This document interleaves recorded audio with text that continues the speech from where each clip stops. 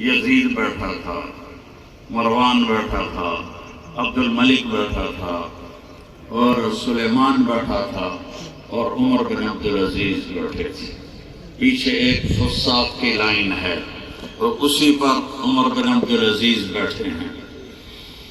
تو جب ان کے انتقال کا وقت آیا، 42 سال عمر تھی، انہوں نے رجا بن حیوہ جو مفتی دمشق تھے ان کو بلایا اور فرمایا کہ میں نے عبد الملک کو قبر میں اتارا، وہ ان کے سگے چچا تھے اور لال سرخ ان کا رنگ تھا۔ جب میں نے قبر میں اتارا اور ان کے کفن کی گرہ کو کھول کے دیکھا تو ان کا رنگ کالا سیاہ ہو چکا تھا اور چہرہ قبلے سے پھر چکا تھا۔ اس کے بعد میں نے ولید کو اتارا جو ان کا چچا زاد بھائی عبد الملک کا بیٹا۔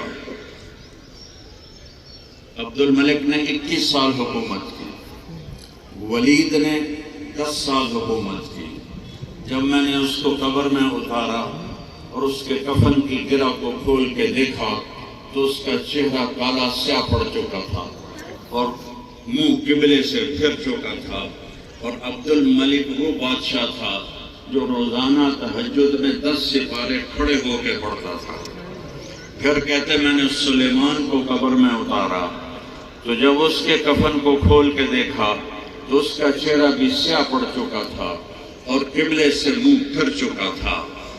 اور سلیمان کے ساتھ تو یہ ہوا، جب اس کی میت کو قبر میں اتارنے لگے تو اس سے پہلے جیسے کہتے ہیں ادھر سے پکڑو ادھر سے پکڑو، تو ابھی وہ تیاری کر رہے تھے کہ اس کی باڈی ہلنے لگی، ایسے جسم ہلنے لگا۔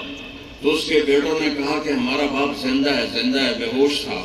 تو حضرت عمر بن عبدالعزیز نے فرمایا بیٹا بل عجل اللہ بالعقوبہ، زندہ نہیں ہے، عذاب قبر پہلے شروع ہو گیا ہے اور اب میں جا رہا ہوں، میری باری ہے، تو مجھے دیکھ لینا میرے ساتھ میرا اللہ کیا کرتا ہے۔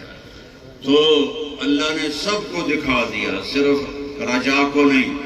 جب قبر کے قریب کیا ان کو اتارنے کے لیے، 3 بر اعظم پہ حکومت۔ اچھا، پہلے 3 بادشاہوں کا کیا قصور تھا؟ نہ یہ ظالم تھے، نہ یہ شرابی تھے، نہ یہ کسی کا مال لوٹنے والے تھے، یہ ظالم تھے، ظالم۔ انہوں نے حکومت کے پیچھے انسانوں کا خون بہایا، انسانوں کو قتل کیا، بے دریغ ان کو قتل کیا۔ اس بے گناہ قتل پر ان کے چہرے قبلے سے پھر گئے اور رنگ سیاہ کالے ہو گئے۔ عمر بن عبدالعزیز کو جب قبر میں اتارنے لگے